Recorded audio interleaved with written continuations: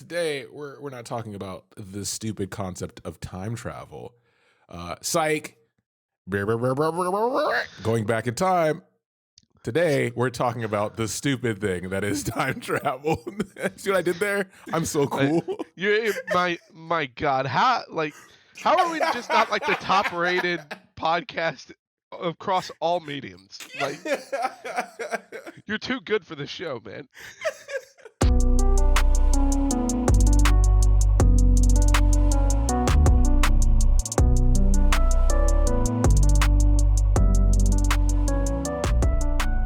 Welcome to Casuals of Runeterra, episode 49. I'm your host, Ryan, here with your other host, Hetch. New cards, we're in new cards. Yeah, we're back. The new cards are here. We're talking about them. Obviously, we had the 4th of July weekend, so we skipped an episode, but you know we're back with content. There's plenty of content to be had. It's not Noxus content, so come on, don't be silly. Yeah. No, again, we just had America's birthday. We can't talk about an evil empire on the heels of America's birthday. It's not what we're about. Housekeeping. You can listen to us everywhere. Follow us on TikTok for clips. Follow us on Twitter to keep up to date on episodes. That's the best way. That's at podcastcor, at COR. And you can send an email to the same name, podcastcor@gmail.com. Please leave a like, a follow, and a short comment/review. 6 stars if you can. And tell a friend to listen to the Casuals of Runeterra podcast. And then listen again, and again, and again, and again, and again. And again. That's the joke. Yeah. And whoever could we be talking about today? Exactly. We'll get to that. But up top, I have nothing because I haven't played yet. So since the release, I've decided I want to wait for the meta to settle. Hetch and I talked about this. Along with this current set we also got something called Sentinels of Light, which is an event that's going on in tandem with League of Legends, which introduced 2 other characters we'll talk about at some point. So it's been a lot going on where I'm just like, I'm going to sit back for a bit, play some other games, and then wait for the meta to kind of settle, and then find the decks that fit my play style. I'll say it for the audience out there, you coward.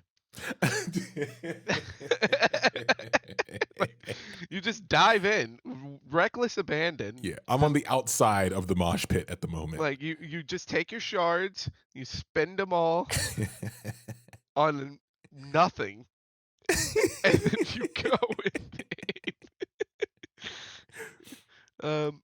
Okay, so I am not a coward. One,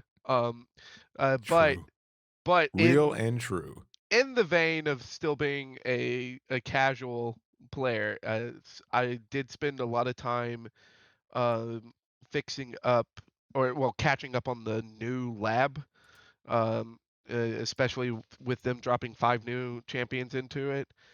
So I went ahead and grinded out all of that. When I was laddering, though, I have been playing with Yetis because the Yetis are fun and abominable. The Abominable Guardian, the new 8-drop for Yetis, is ridiculous. Like, cheating out an 8-drop, even if it's a 5/5, like the most understated thing on the planet, cheating out a 5/5 for free, and it replaces itself in your deck is just you feel like a god. I of course, since I am a casual, I've been running a different list than like the one that's most popular right now. I'm not running LeBlanc. I'm running it with Vladimir and Katarina. Ooh. And I'm just my version. You always test out Katarina at the beginning of yes! Rally. Everyone must rally. If I'm only getting 1 attack token every other turn, I'm doing it wrong. And of course, like for me, Vladimir with Katarina just always feels super nice because Katarina pops back into your hand, so that damage is negligible. And Vladimir attacking twice is a lot of healing and damage over the top. It just feels good. I'm having fun. But I'm working on some other stupid things. So hopefully next episode I'll have a stupid deck to talk about instead. Well, today we're not talking about the stupid concept of time travel. Psych. Going back in time. Today we're talking about the stupid thing that is time travel. See what I did there? I'm so cool. My God, how are we just not like the top rated podcast across all mediums? Like, you're too good for the show, man. We're talking about the boy who leapt through time. We're talking about Ekko. Finally, Hetch has been yelling about it. He called it as always, and it finally happened. I do want to point out, because you can go back and listen to it. I called it before we got all the teasers. All right, I was calling it long before the teasers actually hit, and that is important because the teasers do not need any sense of premonition or intuition to guess who was coming with these cards. It was very clear who was coming out once they actually did teasers. But I was on it before the teasers. Ahead of the curve. One thing I would say, like, so obviously we got the set of cards. We're going to go through it. We're going to start with our spell. But there are a lot of surprisingly cool approaches to how they dealt with Ekko and the cards related to him. And we're going to talk about those. So we're going to start off with our spell as usual. Time Trick. Had to talk about this one. It's finally happened. Legends of Runeterra has Ponder. Now, you may be asking, what is Ponder? Ponder is a card from Magic the Gathering. So obviously, we make our pot of greed jokes, right? They never die. If only Time Trick was draw 2 cards.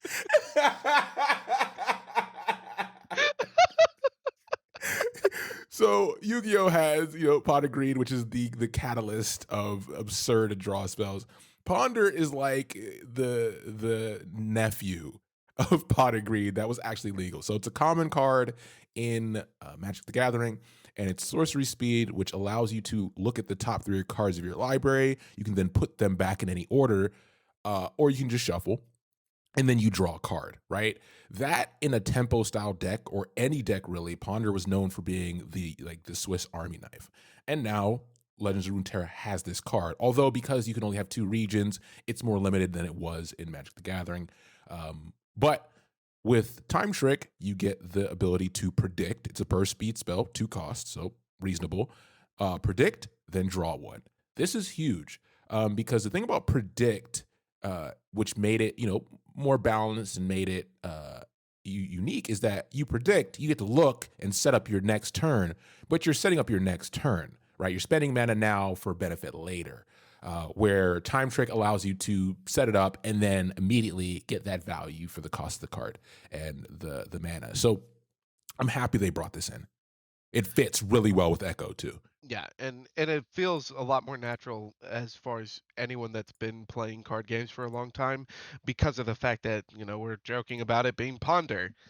And anyone who's played Magic the Gathering, as far as with a lot of the scrying effects and stuff, this is kind of more how you would build your deck in Magic, is trying to get that immediate value as far as being able to tutor the top of your deck. So it feels a lot more natural compared to a lot of the other predict cards. But I mean, we talked about it with the Rek'Sai and stuff. The whole lurk mechanic is a reward for not getting that value. So it made sense for a while. It's time that Time Trick showed up, though. Yeah, exactly. So this takes us into, there's no real flavor or lore here besides it being directly related to Ekko. This takes us to Drop Border, which is another cool tweak on Predict. So you can tell that all the Predict stuff we were getting has been leading into more and more cards that utilize that ability better. Because I remember when we first got Predict, we talked about how it was sort of lackluster in the cards that used it. But with Drop Border, it's a great example of taking a shortcoming of Predict previously and using that to the benefit. So Drop Border is a 1-cost 1/3 that has, if you see me in a prediction, summon me.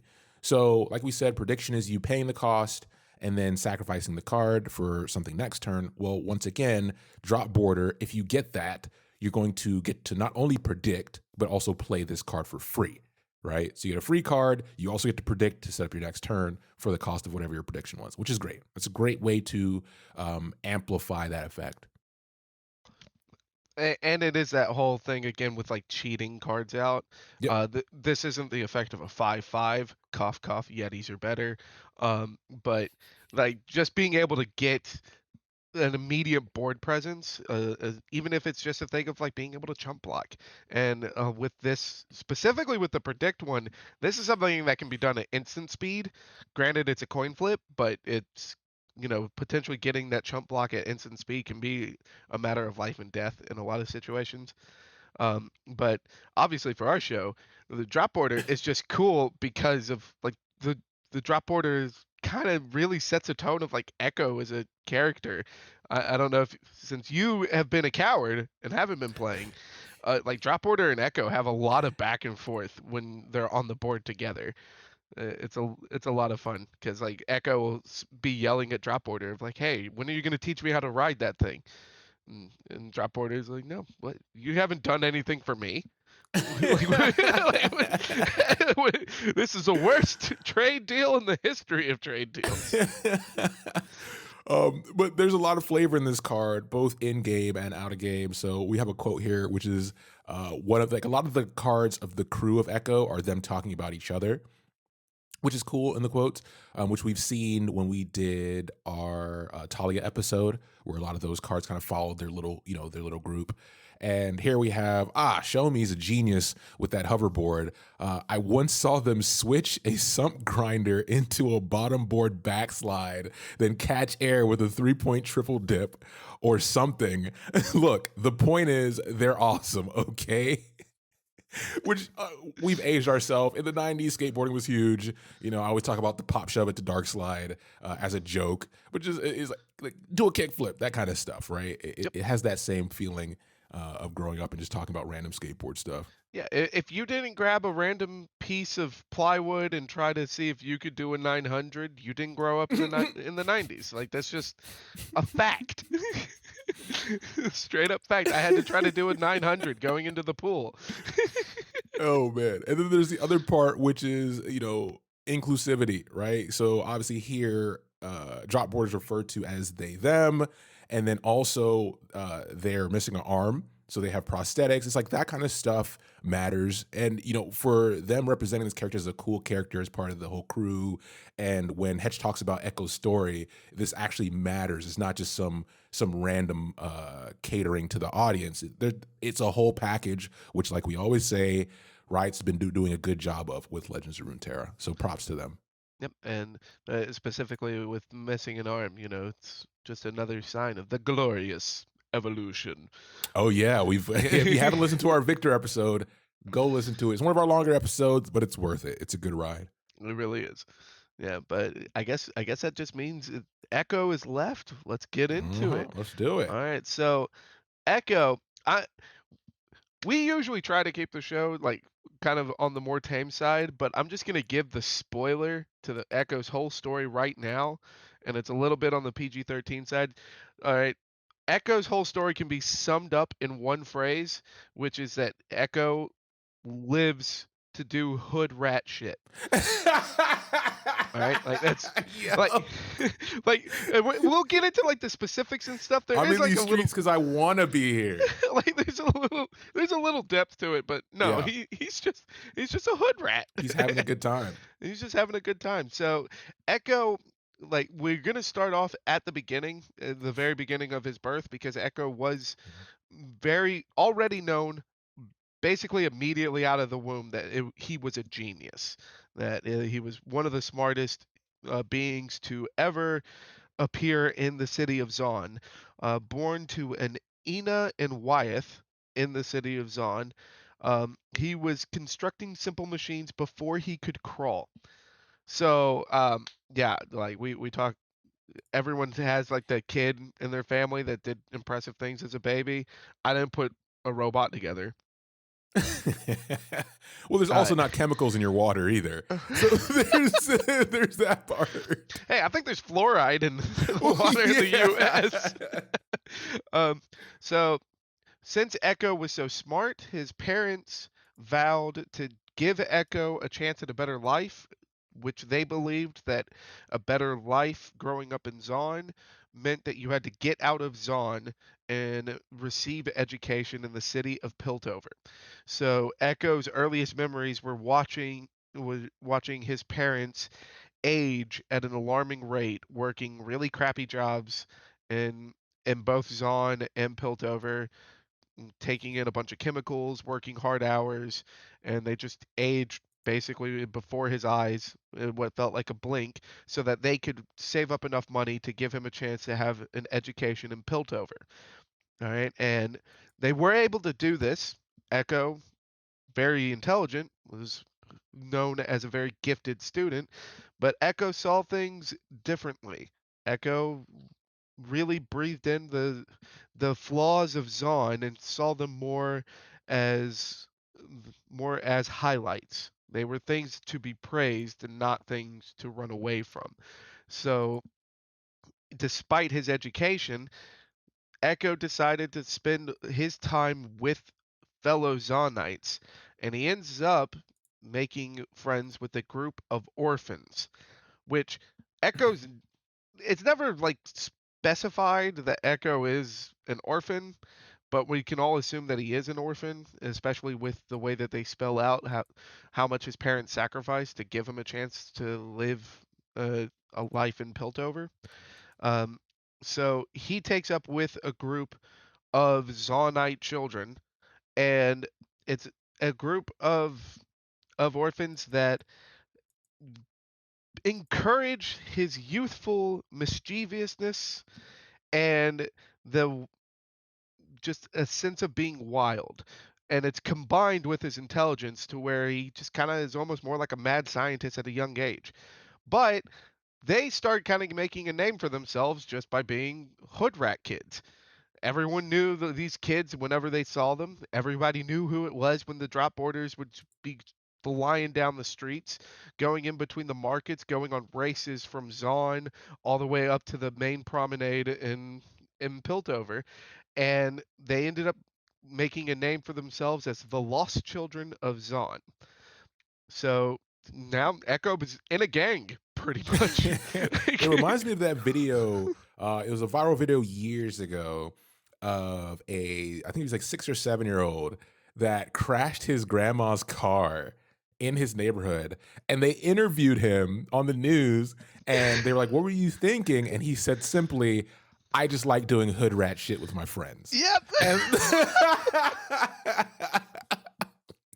but like a less cynical version of it is that Ekko is a great example of it's obviously his intelligence plays into it, but you see this a lot where when you have a lot of promise and potential in young people, they take that elsewhere versus just bring that back to his city to make it better and to use what's there. Because growing up there, seeing the hardship, he knows the value that he has to where he's from, and he's made the decision at a very young age to say, "I'm going to take that talent and keep it here rather than bringing it somewhere else." And that's a noble thing to do, and it facilitates more of that activity. So it's a cool story point in my opinion. It's a mixture of some nobility and a cause for a better life mixed up with hood rat shit.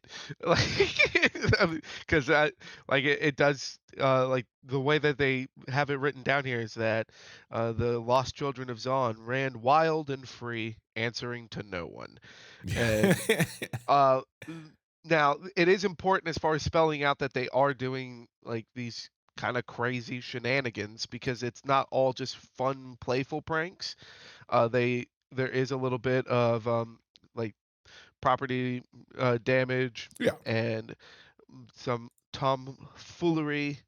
And it is suggested that there's theft too, but we don't really know 100% for sure. Yeah. They plead the fifth on that one. Um, and but we get these stories of like these suggestions that there is a lot of things going on that the group of the lost children are pulling off, these little capers. And this leads us to a fateful night where Ekko is on a run by himself, and he comes across a blown up laboratory. So, like, Who could Again, that be? hood rat, all right? Because it's like he's walking by the known meth lab that it's like the neighborhood.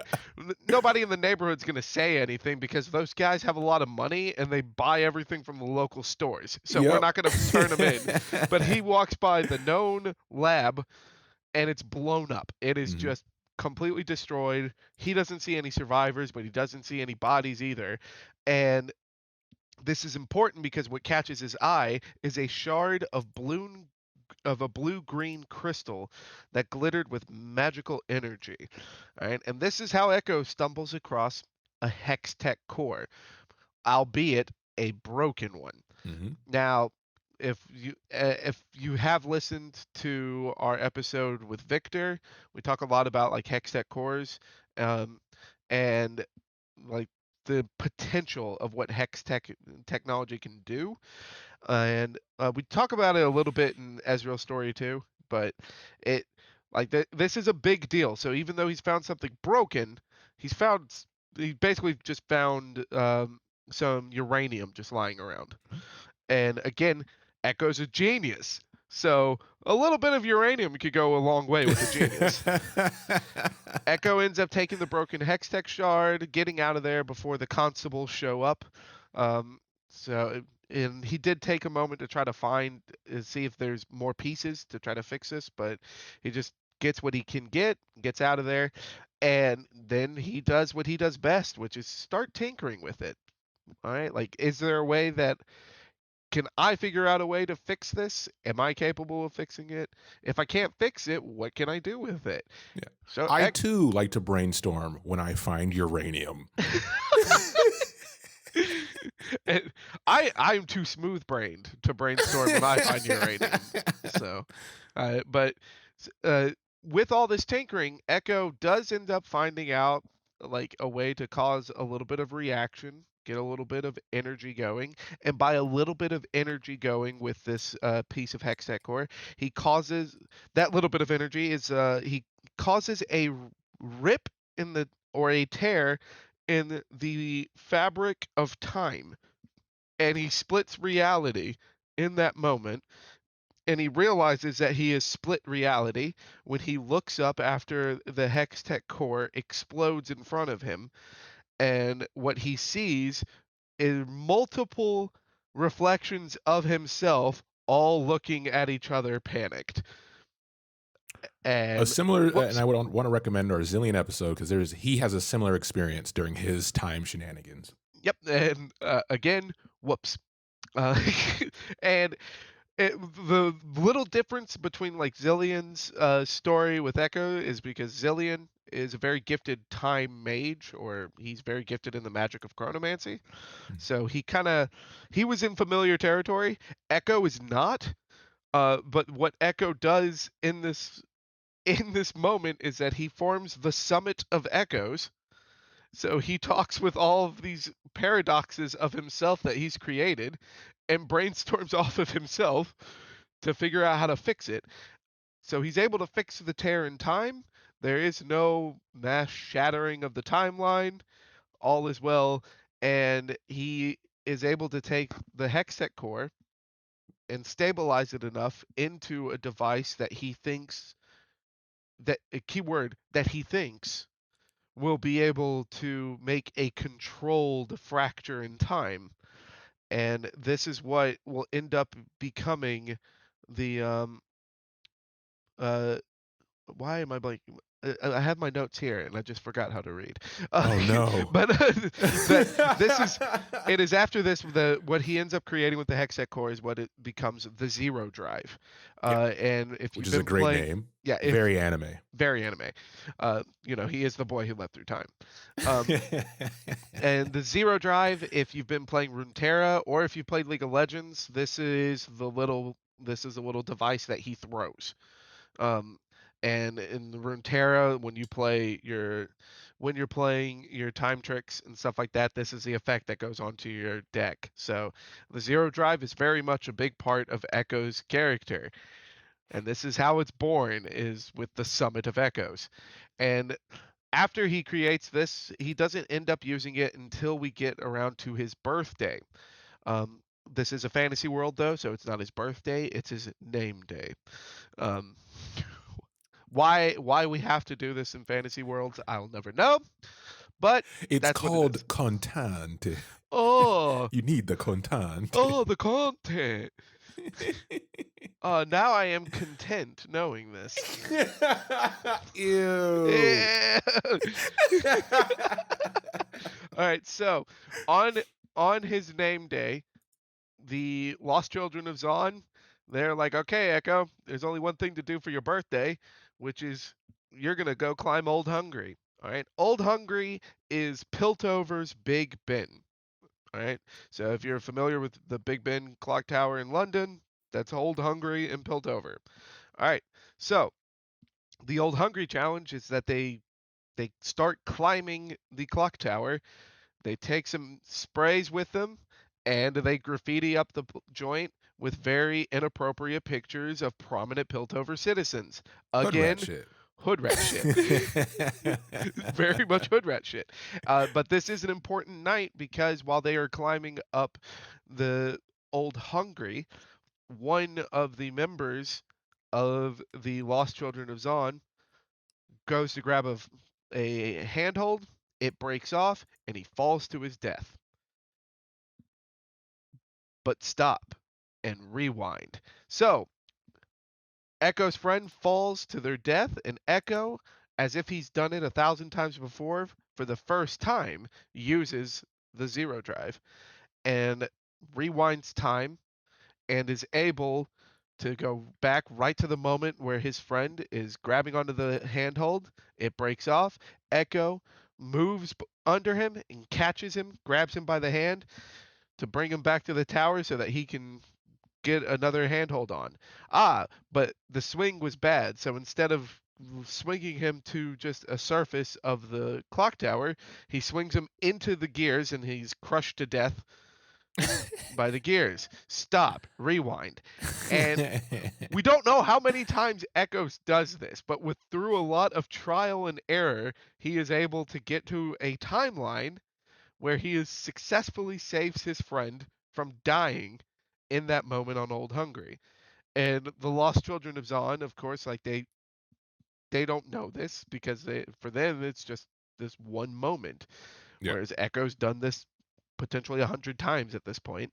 And Ekko explains to them, hey, well, I've been working on this, what I call zero drive, and it allows me to break through time. And I don't have crazy inhuman reflexes. I just did this over and over and over again until I could save my friend.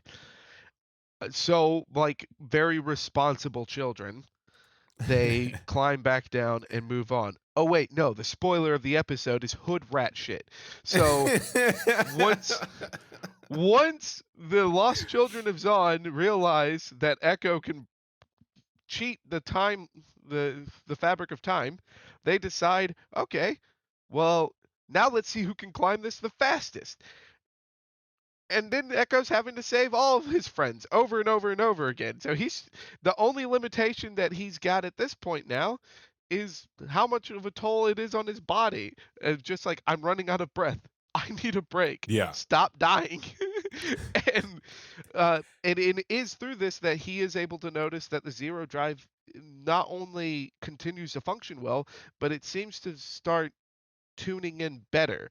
It's more consistent. It's not so much of a break through time and more of just a quick slip back to the moment that he wants it to be.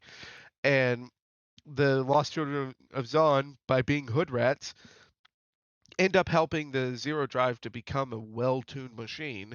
And this is how we get to the point of knowing Ekko as we know Ekko. And his story kind of ends there, or at least the beginning of his story. He does become a bigger name, like the biggest name out of the Lost Children, well known throughout Zaun and throughout Piltover, because obviously a lot of people in Piltover want to know how this hood rat kid with basically paper clips and chewing gum took a broken hex tech core and was able to control the flow of time. Yeah. Like, so a lot of the prominent people in Piltover, like your Heimerdinkers and your Jaces, that's going to really start ringing bells of like, hey, what's going on with this kid?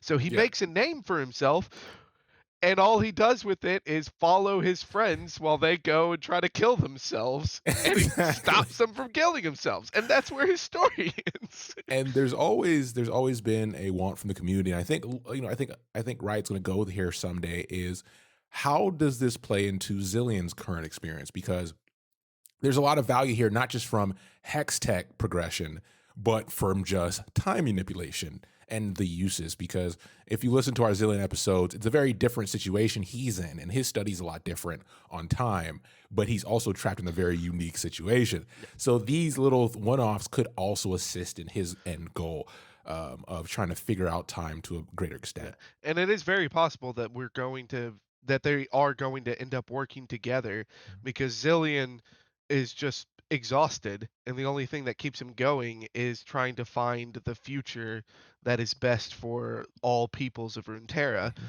And Ekko's biography, it ends with this very simple line of, if Ekko Z Drive can change the past, how hard can it be to change the future? Yep. And if that does become Ekko's goal, their goals are going to end up aligning. Yep. So it's not a far-fetched idea. And another reason that it's not a far-fetched idea is because Ekko's card works way too well with Zillion's card. Yeah. So let's get into the card. Spoilers. Everyone was already losing their minds when this card got announced, because it's a wall of text Yeah. with more text behind it. Like, this is I think it creates like 4 different cards as well. It's Yeah, pretty insane. like, this is a college essay, single spaced, both sides of the paper. There's a lot going on here. So Ekko, he is a 4-mana 4/2 with quick attack, and he has an effect on the strike. Create a fleeting time trick in hand. So create a ponder. And his level up is, you have predicted 5+ times this game. He doesn't have to see it. You just have to predict 5 times. And when I level up, create 3 chrono breaks in hand. All right, now chrono break is a card that is specific to Ekko. So I think they did print, or no, it's no, I'm thinking of Called Shot. Yes, Yeah. so Chrono Break is specific only to Ekko. It is a 3-mana slow speed spell. Revive all allies that died this round, then rally. All right, so already that right there is crazy. All right, and it's like, oh, so that's the end of Ekko's text. No, it's not, because there's still more on the other side of the card, which is, now he's a 5/3 with quick attack. On the strike, create a fleeting 0 cost time trick. Because what's better than a ponder? A free ponder. Free is the best.